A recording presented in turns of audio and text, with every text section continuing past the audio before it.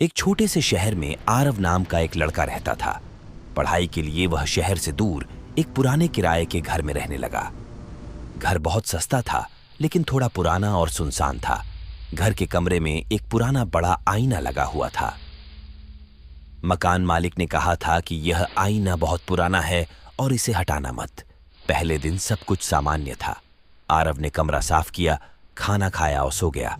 लेकिन दूसरी रात कुछ अजीब हुआ। रात के लगभग 12 बजे आरव की नींद खुल गई। उसे लगा जैसे कमरे में कोई धीरे धीरे चल रहा हो। उसने चारों तरफ देखा, लेकिन कमरे में कोई नहीं था। तभी उसकी नजर आईने पर गई। आईने में उसे ऐसा लगा जैसे कोई लड़की पीछे खड़ी है। आरव डर गया।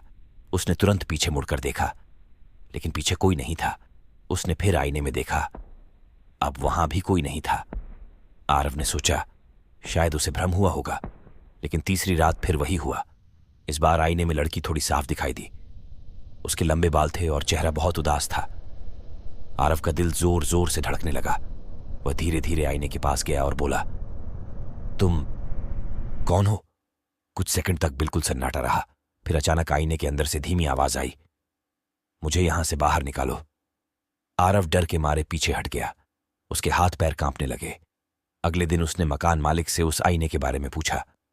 मकान मालिक पहले तो चुप रहा, फिर धीरे से बोला, बहुत साल पहले इस घर में एक लड़की रहती थी। उसने इसी कमरे में अपनी जान दे दी थी। तब से कहते हैं कि उसकी आत्मा इस आईने में कैद है। यह सुनकर आरव के पैरों तले जमीन खिसक गई। उस रात आरव ने तय किया कि वह इस घर में नहीं रहेगा।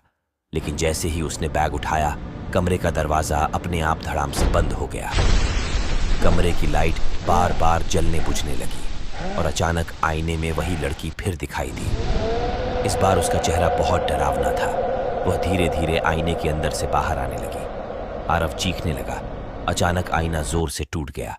जब पड़ोसी दौड़कर कमरे में आए तो वहां सिर्फ टूटा हुआ आईना था, लेकिन आरव कहीं भी दिखाई नहीं दे रहा था। कहते हैं आज भी उस कमरे के आईने में कभी कभी एक लड़की के साथ एक लड़का भी दिखाई देता है और रात में वहां से किसी की धीमी आवाज आती है, हमें यहां से बाहर निकालो।